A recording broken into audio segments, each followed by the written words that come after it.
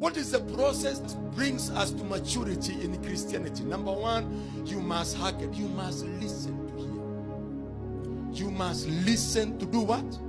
To hear. And it matters a lot whom are you listening to. And it matters a lot what are you hearing. You must, lazima ujipeane kwa Mungu, kwa mikutano, kwa ibada, and be able to hear the voice of God. And behind that voice, understand the instructions of God. Kama uwezi kusikia, basi uwezi kutenda. Hauwezi kuamua. Kila mtu anaamua sawa sawa na kila alichosikia. Ulisikiaje na ulisikia nani? Na katika hii dunia tunaisha hizi, wewe utaamua utasikiza nani? Maana yule unayemsikiza ndio matokeo ya maisha yako.